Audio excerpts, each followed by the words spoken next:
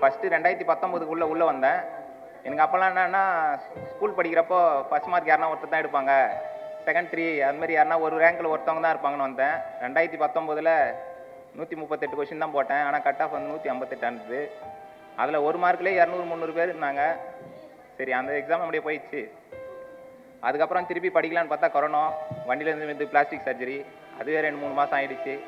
திரும்ப படிக்கலான்னு ஸ்டார்ட் பண்ணால் 2021, 22ல் 158 கொஷின் போட்டேன். ஒரு மார்க்கில் விட்டு போச்சு.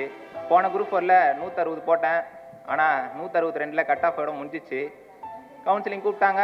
கவுன்சிலிங் போகிறதுக்கு முன்னாடியே திங்கக்கிழமை கவுன்சிலிங்னா முன்னாலே இந்தமாதிரி வேகன்சி ஃபில் ஆயிடுச்சுப்பா, நீங்கள் அடுத்த டைம் ட்ரை பண்ணுங்கன்னு சொல்லிட்டாங்க. அதுக்கப்புறமா தான் திருப்பி எப்படி படிக்கிறதுன்னு இல்லை. எங்கள் அப்பா வந்து கம்பெனிக்கு போயிட்டுமா அப்படி இப்படின்னு கேட்டதுக்கு, இல்லை நீ இதே படின்னு சொல்லியிருந்தாரு. அந்த சமயத்தில் எங்கள் அப்பாவுக்கு அடுத்த வருஷம் ரிட்டையர்மெண்ட்டு. அதுக்குள்ளே என்னை எப்படியாவது வேலை வாங்கிட்டோன்ற ஒரு கட்டாயத்தில் இருந்தேன். இந்த முறை வேலை வாங்கிட்டேன். அவர் கஷ்டத்தை அவர் முடிச்சிட்டாரு. இப்போ நான் என் வெற்றியை நான் தொடங்குறேன்.